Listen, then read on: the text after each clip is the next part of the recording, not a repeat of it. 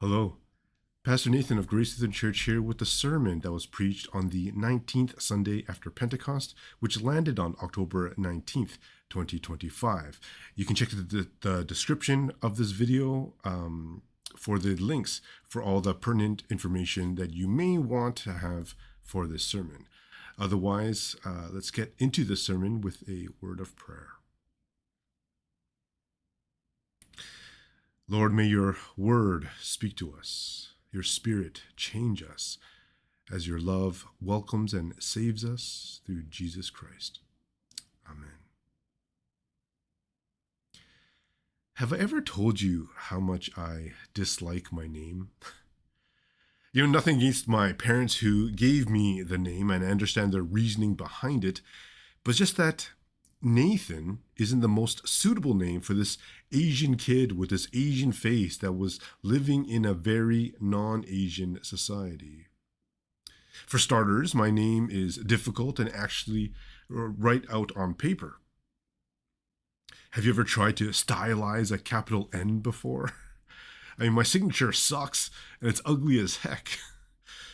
And then there's the spelling of it. Like what is even supposed to be between the TH and that final N? I've literally seen every possible vowel in there, even a U somehow. And don't get me started on how hard it is to pronounce, especially for folk who share my Chinese heritage, but not my English as a first language upbringing. I couldn't tell you how many people were told that my name is Lei Fan. But all those aside, the main reason why I don't like my name is, well, people barely get it right the first time they hear it. I'd be like, "Hi, I'm Nathan." And the response will be more often than not, "Jason? No. Mason? No. David? No. Leifan? Close enough." Just the other day, I was ordering pizza and the person on the phone asked me my name. I cringed because I have a feeling what likely is going to happen next. And sure enough, after I told them, they were like, "Grayson?" I said no and spelled it out for them. But I still didn't think they got it right, so I repeated it again like 3 or 4 times. But they got a bit frustrated, and I said it's fine. And they said it's fine because they have my number anyway. Okay, that's information that would have been more useful 5 minutes ago, but whatever, as long as I get my correct order. Well, when we got to the pizza place, it turned out that they didn't need my name or number after all, as mine was the only order being picked up at all. After we left, my wife noticed the name on the receipt. It said Tharson. I mean, no offense to any Tharsons out there, but that's like a whole extra letter that I even gave them when I spelled out my name. Now, of all the times people got my name wrong, I'm going to say that that one has to be the most wrong. So yeah, I'm not a big fan of my name, but I can't escape it. It's the one that's been given to me. No matter how much I try to change it up with different nicknames I give myself as a kid, like Nate or Nature Boy or Nat Man, Nathugamus Prime, Nature Domus, Nathanos, or Pastor, I will always just be me. Plain old Tharson. I mean Nathan. So when I hear the story that we get in our first lesson for today, how Jacob got his name changed without really even trying, I admit I get a little jealous. Sure, he had to wrestle a random stranger for several hours and walked away with a likely permanent limp, but at least he wouldn't be called the heel catcher anymore. And that's what the name Jacob means, if you remember. He's the younger of twin brothers, and when his older brother Esau, whose name means hairy, by the way, when he was born, it was said that Jacob wasn't far behind, holding on to Esau's heel, and so he was named just that. And thus started their lifelong feud, and Jacob always living in the shadow of his brother, who was just seconds older, but bigger, stronger, and apparently hairier. I thought my name was bad. But we don't put much weight on name meanings these days, so Jacob is actually a perfectly fine name. In fact, it's so popular that there's like 5 in my son's class alone. But in these Bible times, the meaning of your name was everything. It was who you are, your whole identity, the brand that you just can't escape. So Jacob's name would have been a constant reminder of how he's inferior to his brother. Every time someone would call him, greet him, take down his pizza order, it'd be drilled into his head of how he's just second place. And every time someone even says it, Jacob is driven deeper into this label.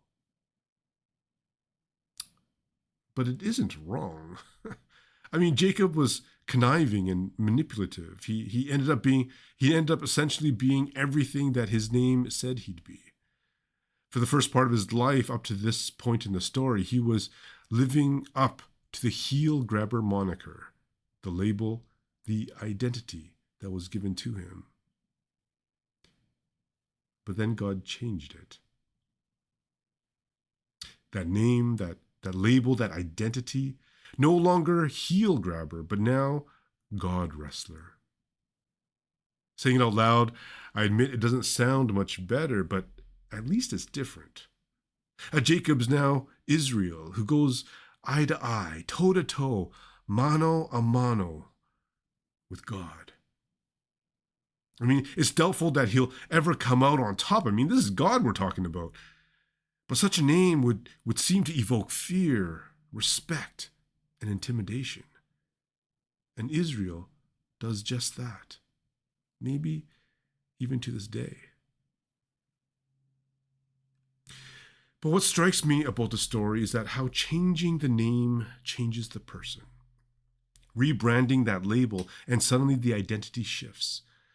Call someone something for long enough, and they just might believe it to be true. And that brings us to our gospel lesson for today. Another parable of Jesus, but this time about the unjust judge who doesn't fear God nor have respect for people. Clearly, this man isn't supposed to be seen as a nice person just by this description alone. But for some reason, the widow goes to him anyway, not to change his name, but perhaps his label. I mean, even when the judge has given all the reason not to, this persistent widow, this thorn on his side, this believer that he isn't just a sum of his past, went to him for the very thing that he's known not to give. But she didn't give up. She wouldn't let go. She persistently wrestled with his nature and teased out the good.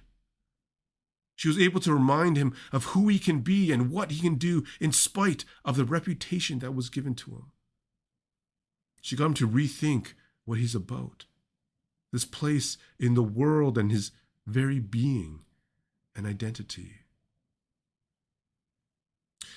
I know it sounds like a lot of reading into what's just a few lines of story, but I can't buy the whole pray persistently and get what you want from God lesson that we often get from this passage.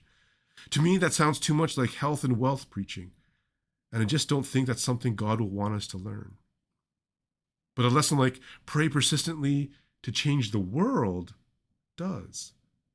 Pray persistently to change the outlook that we have on others and ourselves. Pray persistently to reshape the labels that have dictated who we are and keep us from living in community, mercy, and love.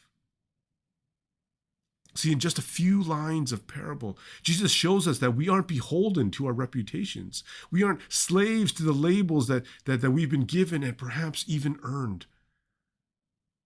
We're not only what we're told we are. And then we can push past those labels and identities and see how we're called by name to be beloved, cherished, and saved children of God. Of course, this doesn't mean that we'll be perfect. I mean, this doesn't entitle us to get everything that we want. This doesn't even mean that we'll no longer be mislabeled or people won't get our names wrong anymore. But it does mean that even in our spotty track records, even in our shady pasts, even in our inability to live down the names and labels that we've been given, God remains with us, reshaping us and reforming us, and reminding us that we are so much more than what the world tells us we are. We are worth more to God and our communities than we might tell ourselves we are. And we are loved beyond anything we could ever ask or imagine. So the persistence that the widow in the parable shows, may that be the persistent voice of God telling us who we are. The wrestling that Jacob engaged in for blessing, may that be the wrestling we have with the world, with what the world tells us we are, versus the blessing that God has always and will continue to give. The change in heart, mind, and label that is seen throughout the texts, may that be a call to us to see God at work in our lives and to lean on the strength of God's everlasting arms to guide us, equip us, and name us as God's own beloved people. Thanks be to God. Amen.